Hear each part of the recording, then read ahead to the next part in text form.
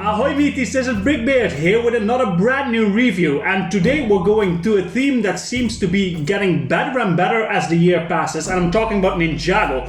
We're gonna take a look at the biggest set of the new Ninjago wave, the Ninja Dojo Temple. Let's get a good look at this one.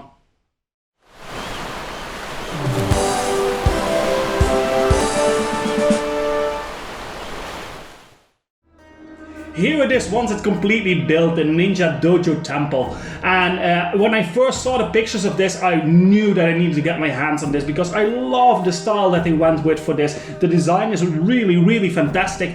But what about the rest of the set? What else does it have to offer?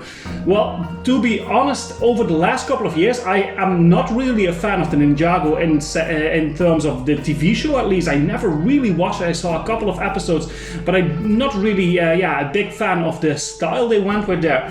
But the sets over the last couple of years, they've been getting better and better and better. And I think this, at least on the first glance, seems to be one of those examples where they really hit the nail on the head again with a fantastic looking set that also seems to have a lot of playability around it.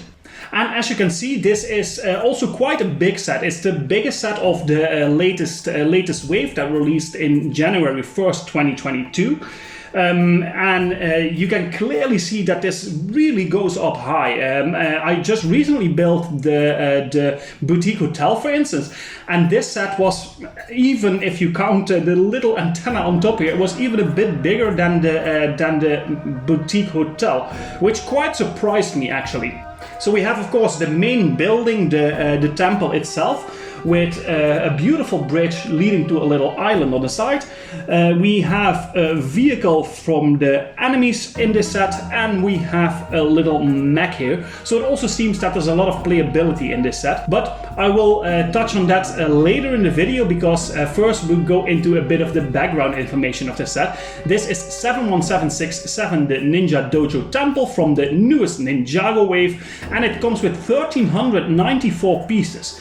It retails for $100, 100 euros, which comes down to 7 cents per piece.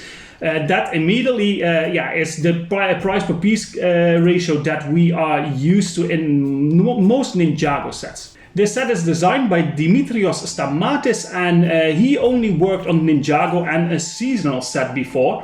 And from what he designed so far for the Lego company, I think this is absolutely one of the most beautiful sets he worked on. But more about the set itself a bit later, because first let's have a look at the box art. They went with a completely new box art for the Ninjago sets this year, where you can see on the front, like we're used to it, a pretty classical design where you can see the main build and some of the play features and the minifigures. And on the back of the box, you can there's a very interesting design choice with the white background, with a very clear picture of the set itself and some pictures of the play features down below. I think it looks really good. It's a very clear way of portraying the set on the box art. And it comes with a pretty big instruction manual that follows the same design we see on the box art. And it even has the new progress bar down below on each page, which is very, very nice to help you see where you are at what point in the build. Very, very nice little feature that they seem to do more and more often nowadays. So that already looks pretty good on the first glance, but before we go in really deep into the review of the set itself, let's first have a good look at all 8 minifigures that come with this set. The first minifigure is an updated version of Kai. He comes with a new ninja headgear piece in red with an orange band on the top. And if we take that off, you can see his face is printed on both sides. He has the recognizable scar on one eyebrow. On one side he looks awkwardly happy with one eyebrow raised, and on the other side he looks angry with his mouth closed and his eyebrows down. He even comes with a spare hair piece, which is also dual molded with dark brown hair and a red band around it. He is wearing some shoulder armor with a sword holder in there. His torso comes in red, but one of the arms is in yellow, and it's beautifully printed on both sides. On the front we can see an orange fire pattern, and below his robe some beige bands. The fire pattern continues in the back of the print, and there's a white logo printed on there. He has a normal sized orangey brown leg piece with a print on the front, where we can see a continuation of the print of the torso with some orange details on there and some dark red bands. He comes with one red and one golden sword. Then we have the first of the bad guys, the Boa Destructor. He has a brand new dual molded headpiece, which looks like a snake with metallic dark grey armor on it, and the eyes, teeth and hair area are in orange. He's wearing even more metallic dark grey armor on the shoulders and 2 huge fists, and if we take those off we can see the very detailed torso in orange with metallic dark grey arms, which seem to have snake scales, a little snake logo on the bottom, and that continues in the back where we see even more scales and some bluish green and golden details. The normal sized orange leg piece also has some printing on it with some more scales and armor in the same colors we see in the torso. The third minifigure is called Pixel. She has a metallic grey hairpiece with a huge ponytail on top and some bangs on the front. And if we take that off, we can see that her face is printed on 2 sides. The entire face is in white and it has some purple detailing on the cheeks. She has green eyes and purple lips. And on one side she looks happy and on the other side she looks angry. She's wearing some golden armor over the shoulders and her torso comes in dark blue, printed on both sides with white arms. And the detailing on the torso print is incredible, which give off a mechanical feel with white, gold and red details. This continues in the back where there's even some Asian text printed on the middle. The torso print continues in the normal size leg piece in dark blue with even more protective gear and prints even on the feet. She comes with a golden sword and a wrench. Then we have Master Wu, and this minifigure is also slightly updated. He has his recognizable bamboo hat and under that a face printed only on one side with a pretty neutral expression, some lines on his cheekbones and a white mustache, small goatee and eyebrows. His beige torso is printed on both sides with detailing in gold, black and dark orange, and it looks like he's wearing at least 3 layers of clothes. On the back of the print we can see the dark orange band and a big black and gold logo in the middle. His regular size white leg piece has more details that continues from the torso with some golden bands around the legs. Of course he has his recognizable white beard and a brown staff.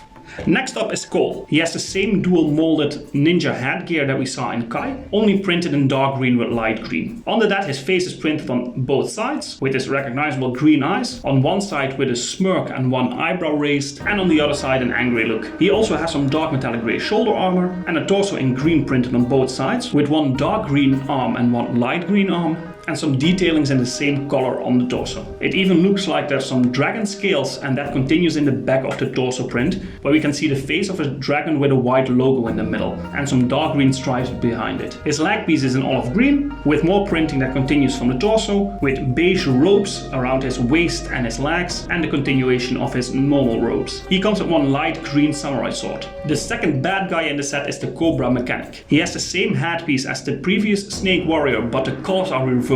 He's wearing a black back piece with some drills attached to it. His torso is in metallic dark grey with orange arms and is also printed on both sides, with orange and turquoise detailing with some golden elements on top, which continue in the back of the print where there's only orange, gold and dark gold. His leg piece is the same as the previous Snake Warrior. He has a black hammer as an accessory. Next up we have Cole, who comes with the same dual molded headgear in black and orange. His face as well is printed on both sides, with big black brushy eyebrows, on one side a small smile and on one side an angry face. His black torso has one orange arm and details printed on the front and the back in orange, white and grey, with some orange protective gear under his robes and a white logo on the back. He has a dark beige leg piece. He has a regular sized dark beige leg piece with an orange band around it and a continuation of the black robes on the front. He comes with an orange sword and a golden BrickBeard hammer. The last minifigure is Nia, with the same headgear but this time in metallic dark grey with light blue, and the same shoulder armor. She comes with a second hairpiece, dual molded in black with a light blue band around it and a ponytail in the back. Beneath that she has a face printed on both sides, with some lipstick, mascara and a small dot on her face. On one side a smile and on one side a bit of an angry face. Her torso is a metallic dark grey with details in light blue and white and one light blue arm. The print continues in the back with the same light blue and a white logo.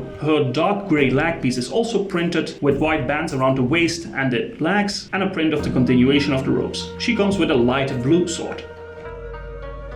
With 8 minifigures, that's a really nice total for a set of this size. And we got some recognizable classics that have gotten a makeover, like Master Wu and Lloyd and Nia, that we see in a lot of other Ninjago sets. But some of the other minifigures, so Pixel for instance on this side, really has an incredible design, very elaborate printing on the torso. and on the face. And we also get 2 evil snake warriors with their ramming vehicle. And I think they did a very, very good job on the minifigure selection in this set.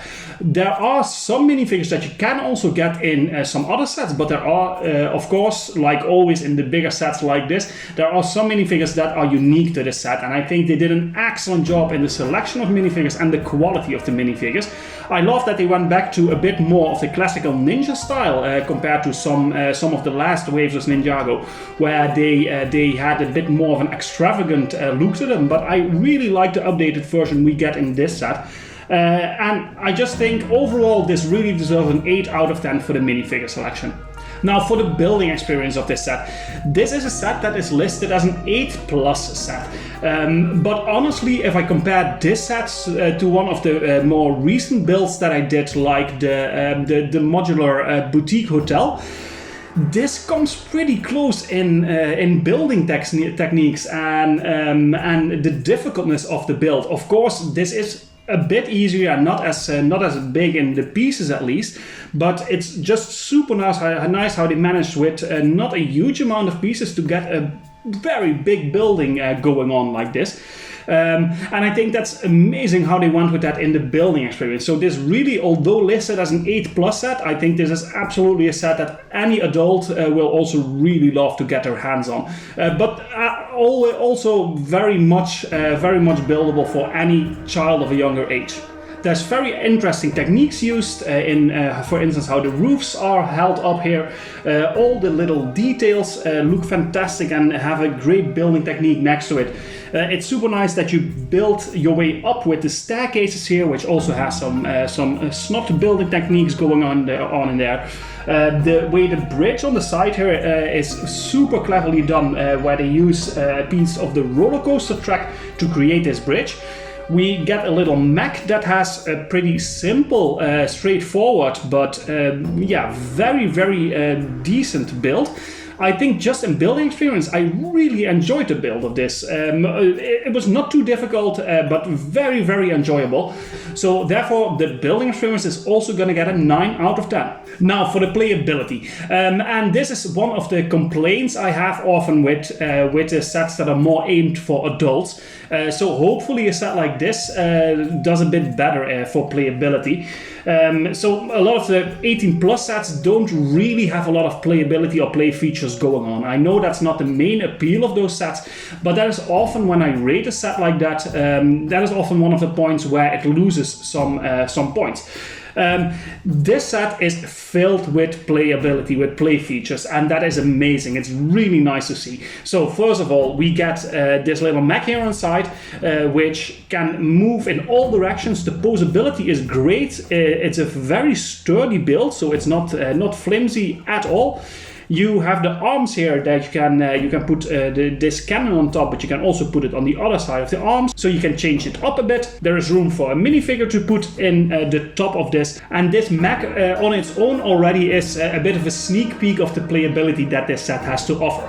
Then we also get this evil snake rammer. There's a section of the walls down here, and you can even use the rammer to hit the pieces of the wall out. Actually, if you do it right, the entire entrance will collapse. Some little pieces will fall down, and you create an entrance for the enemies to enter the temple. It looks decent, it does its job, and you can clearly see that this is an enemy vehicle and doesn't belong to the ninjas themselves. But overall, I'm not too crazy about this build. You can drive it around a bit. If you flip this front part up, you can turn the drill that is in the front of this vehicle. But I just think it looks a bit too open for my taste. It's a nice little addition, and for playability it's great, but it could have looked a bit more interesting if you ask me. Then let's work our way from the side up to the temple itself. On the island of the side there are some candles that are actually loose in the pillars that are in, and you can use the transparent blue shooters to try and aim to hit the candles of their pedestals as a sort of training exercise, which also makes for a very cool play feature. Then for me, even the possibility of taking this off and putting it on different spots is a really nice little extra and also sort of a play feature that this set has to offer. We get the big gates that will let you enter into the temple in front here, which is super nice. Then it's time to turn the set around, where we can see that there's a little entrance on this side to enter the dojo on the ground floor. And that tunnel leads to a room on the ground floor here, which you can actually take out with some computer screens going on there with information about the mech and about some of the enemies. There's a little weaponry bar down here that you can take out. The whole computer, you can actually also take it off and attach it to the other side of the set, so you can display it the other way around. And you can also see all the individual rooms on the back of the set, with a little tea room, a shrine on the top here. So there's so much that sparks imagination in the set. And really an incredible effort they put into the playability in this. And I really like it when they have a good design in a set, but also a good amount of play features in a set. And this is absolutely one of those examples where they really nail it on the head. The only little thing that I'm not too keen on in this set is the little card of the enemies, the evil snake rammer we get in the front here. I'm not too crazy about that, but other than that, this is an amazing set for playability, and I'm gonna rate that a 9 out of 10. Now for the display value, let's take the set back to the front so we can see exactly what we're talking about. So I touched on a lot of points already in this review about how I really like the style they use for this. It's very much the traditional Japanese architecture style that they use for this set, with a lot of the angular roofs and the arches on the front here. I love the color palette that they went with the red, dark brown and dark green with golden details. I think it looks fantastic, especially since we also have a little more details on the side here with the beautiful bridge leading up to it. I think this is a beautiful piece in display value, and this for me was of course the most important reason why I wanted this set in the first place. Also all the details on the back. So display, I think the overall visuals of this is as perfect as it gets for a set like this. I'm going to rate it a 10 out of 10. Really fantastic. Now for the part selection, there is some unique stuff going on in this set. There is some elements we've never seen before in the mech on this side. Even this little rammer has some unique elements. And there's a lot of elements that we haven't seen that often before. The big red doors are new to this set. Only really big problem, like I said, is the stickers. There's so many of them, and yeah, it's just printed tiles are so much better than stickers. It looks very good, but yeah, that really takes a point off from my side. I'm gonna rate the part selection a 7 out of 10. And finally, the value for money. So with 1,394 pieces, almost 1,400 pieces for $100, 100 euros, that's 7 cents per piece. I think that's a fantastic price for a set like this. You get a very big building in return for this, with a lot of play features, with stunning visuals. Value for money, I think, is fantastic in this set. And I even think, usually with Ninjago sets, in like a month or two, you can absolutely find good deals on these sets, usually, because they are widely available.